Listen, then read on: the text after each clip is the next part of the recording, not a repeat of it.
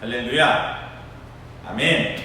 우리 모두 두 손을 가슴에 모읍시다. 두 눈을 감고 함께 고백해요. 하나님의 말씀은 내 영혼의 생명입니다.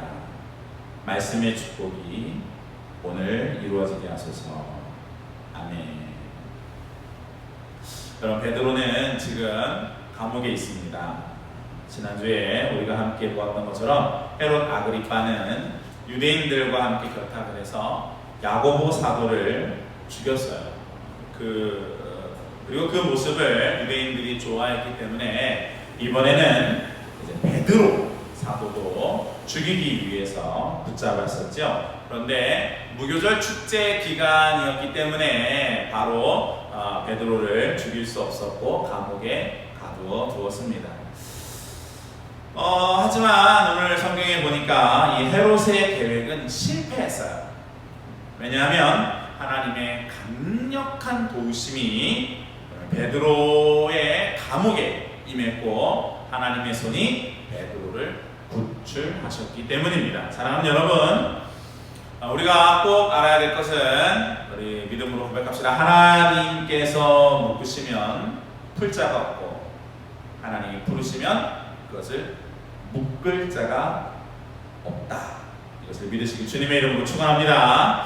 여러분, 이처럼 우리 인간의 삶에 매우 특별한 방법으로 하나님께서 개입하시는 경우들이 있는데요.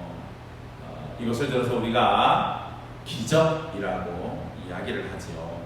사도행전에는 이런 놀라운 기적들이 참 많이 나타나요. 보통은 먼저 어떤 문제가 발생을 합니다. 그리고 그 발생한 문제가 도저히 해결할 수 없는 절망에 가까운 경우가 대부분이에요. 그런데 이런 절망적인 상황에 하나님께서 개입하셔서 도저히 불가능한 일을 아주 간단하게 해결해 주세요. 오늘 말씀에서 베드로를 감옥에 구출해 주시는 장면처럼 말이죠. 여기에 나타난 몇 가지 요소를 통해서 우리가 베드로와 초대교회 성도들은 어떻게 해서 이 하나님의 손이 그들의 삶 속에 개입하실 수 있도록 하였는지, 하나님께서 움직이도록 한 원동력이, 이유가 무엇이었는지 오늘 한번 같이 함께 생각해 보려고 합니다. 오늘 성경에 보니까 이제 베드로를 감옥에서 끌어내서 사형을 집행할 날이 이제 다 되었다고 해요. 헤롯이 베드로를 잡아내기로 이제 작정한 바로 그 전날 밤이에요. 절체절명의 순간이지요.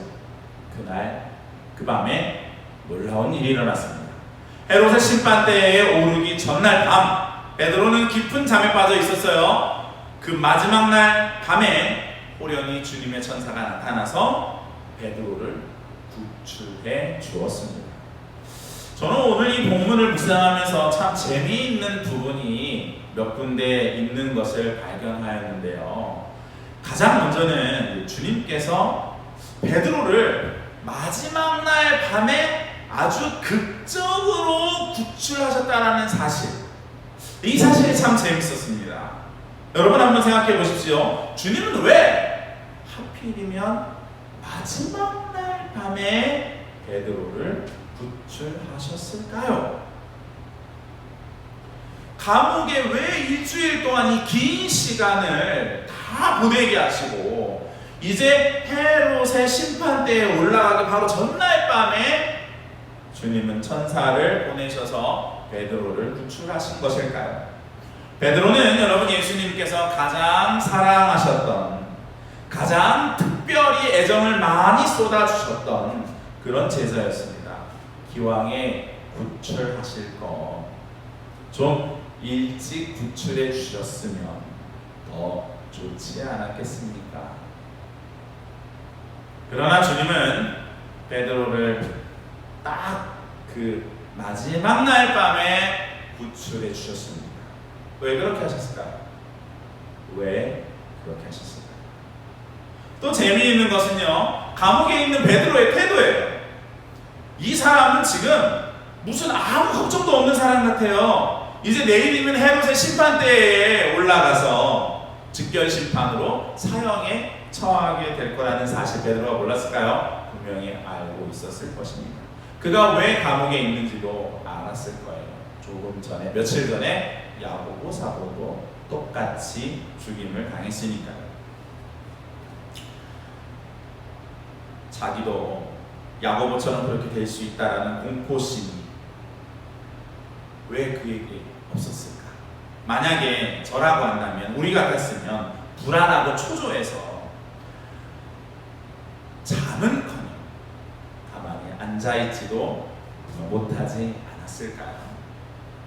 그런데 베드로는요, 성경을 보면 무슨 숙박시설에 들어온 사람인 것 마냥 겉옷도 벗어놓고 허리띠도 풀어놓고 신발도 벗어놓고 아주 그냥 편안한 자세로 자고 있었습니다. 아니 글쎄 얼마나 깊이 잠을 자고 있었는지 지금 옥중에 광채가 막 나타나면서 천사가 아주 요란뻑적지근하게 등장을 했잖아요. 그런데도 베드로는요 그냥 잠을 자고 있었어요.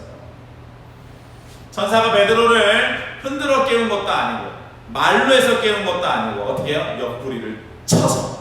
옆구리를 쳐서 일어나시오 하면서 아주 과격하게 지금 베드로를 깨우고 있지 않습니까? 세상 모르고 자고 있는 거예요.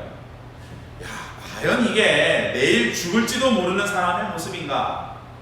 감옥에서 마지막 날까지 다 보내게 하시고 구출을 해주시는 주님이나 다음날 죽을지도 모르는 그 마지막 밤에 편안하게 잠을 자고 있는 베드로의 모습이나 쉽게 이해하기 어려운 그런 모습입니다.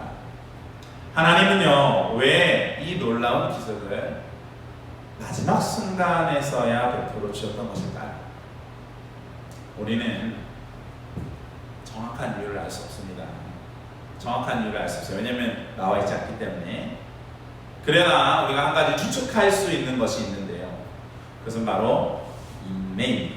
인내. 우리가 어떤 기도 제목을 놓고 기도할 때 어떤 분들은 기도가 잘 응답되는 분들이 있고요.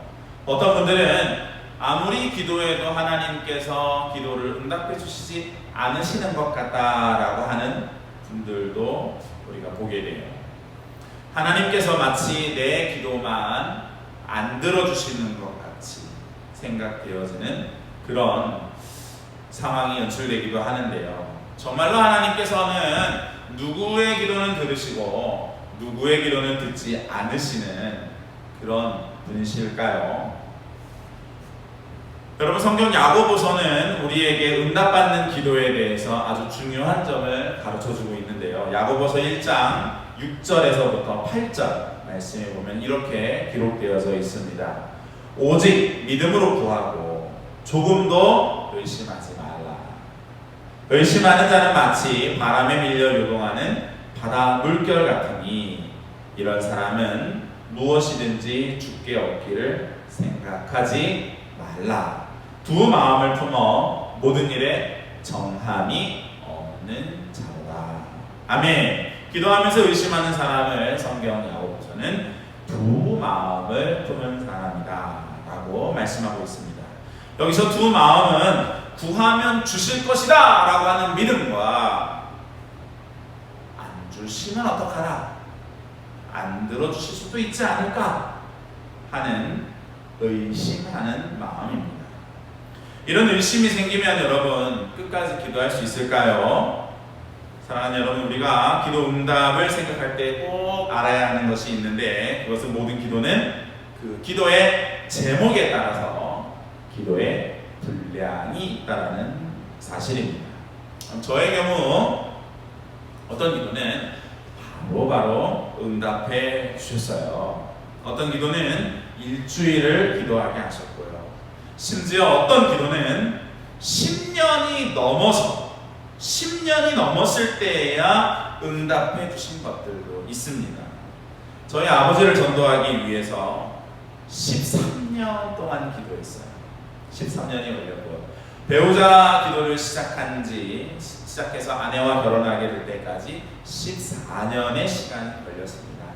심지어 어떤 기도는 하나님께서 병렬아 네 은혜가 내게 족하다 라고 하시면서 이게 딱 잘라서 더 이상 그러한 기도를 하지 못하게 하신 적도 있었습니다. 여기서 포인트는, 중요한 것은 모든 기도에는 기도의 분량이 정해져 있다라는 것입니다. 이것은 모든 일에는 하나님의 때가 있다라는 것과 같은 말이에요. 그러므로 믿음으로 기도할 때에는요, 한 번, 두 번 기도하고 마는 것이 아니라 언제까지요? 기도의 분량이 다 채워질 때까지. 언제 기도의 분량이 채워질까요? 우리는 모르죠. 그 기도가 응답되었을 때가 기도의 분량이 다 채워졌을 때입니다. 그러므로 언제까지 기도해야 돼요? 응답될 때까지 기도합니다. 하나님께서 네 은혜가 내게 족하다 라고 말씀하시기 전에는 어떠한 기도도 포기하면 안 돼요. 포기하면 안 돼요. 끝까지 인내하는 기도가 의심하지 않는 기도입니다. 기도의 응답이 왜 없겠습니까? 다른 것이 아니에요. 끝까지 기도하지 않기 때문에 기도의 응답이 없는 거예요. 하나님은 인내를 통해서 우리의 믿음을 보세요. 다시요. 하나님은 인내를 통해서 우리의 믿음을 보십니다. 왜 하나님께서 마지막 날에야 베드로를 구하기 위해서 베드로에게 천사를 보내셨을까요?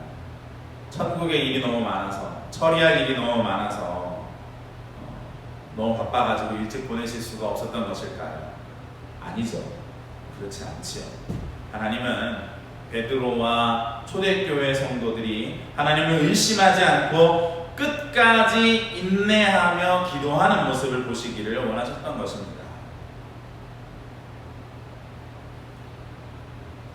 인내가 하나님의 손이 우리의 삶에 개입하도록 하는 기적의 열쇠입니다.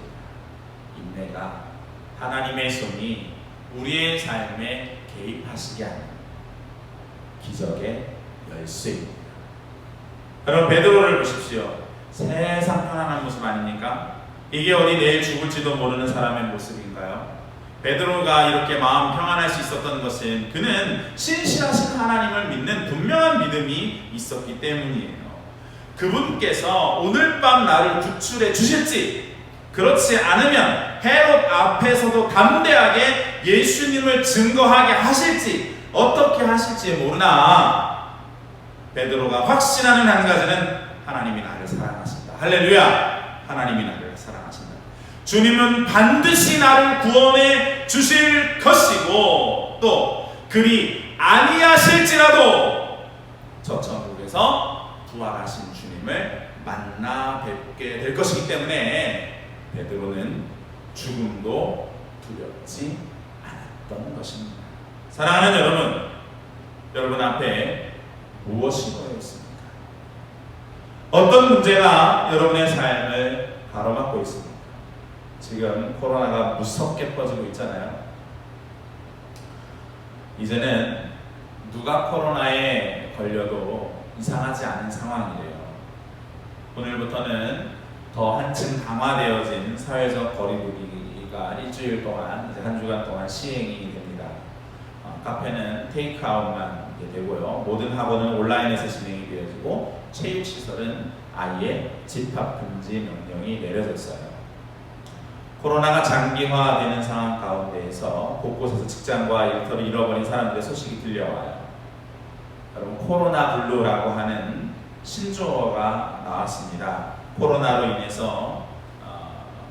인한 우울감을 이제 가리키는 말인데요. 이런 말이 생길 정도로 지금 우리는 극도로 어려운 시기를 보내고 있어요.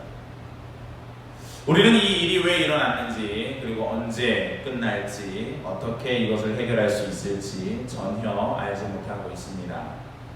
코로나에 대한 이런 무지가 우리에게 코로나 공포증을 가져다 주고 있습니다. 그러나 사랑하는 여러분, 하나님께서 능력이 없으셔서 이런 상황이 계속되게 하시는 것이 아니지 않겠습니까?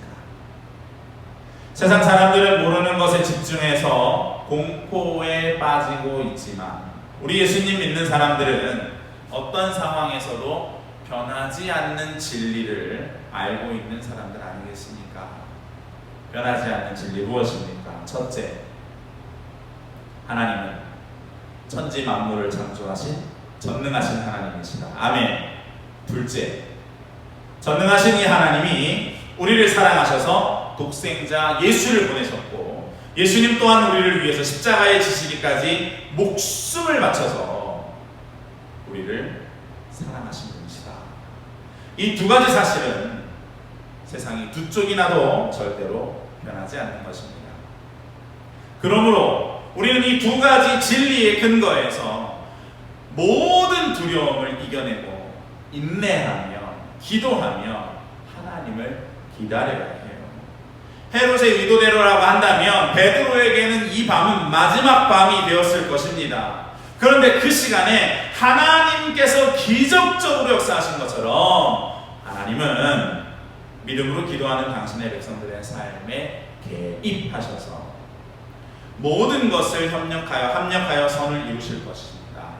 네, 끝날 때까지 끝난 것이 아닙니다. 끝날 때까지 끝난 것이 아니에요. 두려워하지 마세요. 두려워하지 마세요. 하나님은 언제든지 우리의 힘든 상황을 180도 뒤집어서 축복이 되게 하시는 분이십니다. 이것을 믿으시길 주님의 이름으로 축원합니다. 아멘. 우리는 이 하나님을 믿고 마음에 두 마음을 품지 말고 끝까지 인내하면서 하나님은 반드시 기적으로 응답해 주실 것이다. 언제까지요? 하나님의 때까지. 할렐루야. 아멘. 그렇게 믿음으로 인내하면서 기도할 때 또 한 가지 중요한 것이 있는데요. 그것은 우리가 우리의 허리띠를 단단히 매야 한다는 것이에요. 여러분 에스겔서에 보면 에스겔이 바벨론에 있는 그반이라고 하는 강가에 있을 때에 성령님께서 에스겔에게 임해서 에스겔을 환상 중에 예루살렘으로 옮기세요. 수백 킬로미터가 떨어져 있는 공간을 초월해서 에스겔을 옮기십니다. 이처럼 하나님은 베드로를 단숨에 감옥에서 감옥 밖으로 옮기실 수 있는 능력이 있으실까요? 없으실까요? 있으셨어요. 그런데 하나님은 그렇게 하지 않으셨지요. 하나님은 천사를 보내셔서 베드로를 깨우셨습니다. 그리고 베드로의 손에 있는 착고가 이 쇠사슬이 저절로 벗어지게 하셨죠. 그리고 베드로에게 스스로 걸어나갈 준비를 하라고 말씀하셨습니다. 8절에 천사가 이르되 띠를 띠고 신을 신으라 하거늘 베드로가 그대로 하니 천사가 또 이르되 겉옷을 입고 따라오라 한데 그렇게 문들을 지나가는데 문이 저절로 열리는 거예요. 베드로가 지금 이게 꿈인지 환상인지 깨닫지 못하고 있는 그런 상황이었어요. 그런데 천사가 그렇게 시내에 있는 거리까지만 동행을 하다가 베드로를 두고 호련히 사라져 버렸습니다. 이 장면이 또 참 재밌는 것 같아요. 아니 기왕 데려다 주실 것이면 집 앞까지 좀 안전하게 데려다 주면 참 좋을 것 같은데 감옥만 나와서 시내에 들어서자 또 호련히 천사가 사라져 버렸어요. 사랑하는 여러분, 여기에 아주 중요한 사실이 담겨져 있습니다. 하나님은요, 여러분, 절대로 혼자서 모든 일을 다 하시지 않으시고요. 하나님은 우리가 그분의 일에 동참하게 하신다라는 사실이에요. 그렇게 함으로써 주님이 받으실 영광을 주님이 받지 않으시고 그것을 우리에게 그 영광을 주님께서 주십니다. 우리가 잘 아는 기드온과 300용사 이야기가 있지요. 그 이야기를 한번 생각해보면 아마 쉽게 이해하실 수 있을 거라고 생각이 되어집니다. 여러분, 기드온과 300용사, 그 전쟁 이야기에서 기드온과 300용사가 한 일이 무엇이 있었습니까? 미디안의 14만 명이라고 하는 대군을 300명의 용사가 용감하게 싸워서 이긴 이야기라고 우리가 생각하고 있지만, 사실 그 이야기는 그렇게 간단한 이야기가 아니었습니다. 기드온과 300용사가 한 일은 그들과 싸운 일이 아니에요. 기껏해야 항아리에 횃불을 넣고 깨뜨린 것밖에 없어요. 소리 한번 질렀죠? 와! 하고 말이에요.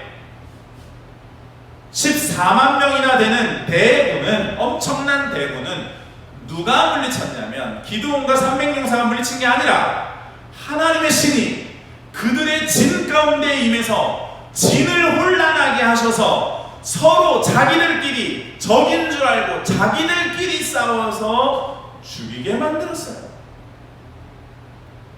그러나 우리는 이 사건을 하나님의 승리라고 기억하지 않습니다. 우리는 이 사건이 기드온의 승리라고 기억하고 있어요. 기드온이 한 것이라고는 고작 항아리 깨뜨리고 지들끼리 죽고 죽이면서 싸우고 남은 잔당들을 물리친 것밖에 없거든요. 여러분, 우리가 기도할 때 꼭 명심해야 되는 것이 바로 여기에 있습니다. 기도만 하고 아무 노력도 하지 않는 것은, 그것은 건강한 신앙이 아니에요. 우리가 기도할 때에 하나님은 우리의 삶에 개입하셔서 결정적인 순간에 기적을 베풀어 주시지만, 이 일에 대한 마무리는 우리가 우리의 허리띠를 동여매고 우리가 맞춰야 한다는 사실입니다. 기도는 절대로 여러분 요행을 바라는 마음이 아닙니다. 하나님은 절망적인 상황에서도 끝까지 인내하면서 포기하지 않고 최선을 다하는 사람의 삶에 개입하시지, 아무런 노력도 하지 않고 그저 요행만 바라는 사람에게는, 그런 사람에게 복을 주시는 그런 분이 아니십니다. 여러분, 잊지 마십시오.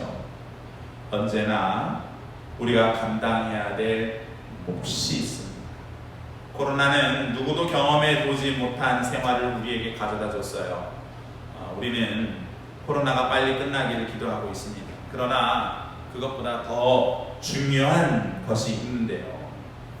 분당우리 교회 이찬수 목사님이 이렇게 말씀하시더라고요. 코로나가 빨리 끝나게 해달라고 기도하는 것도 중요하지만 그보다 더 중요한 것이 있습니다.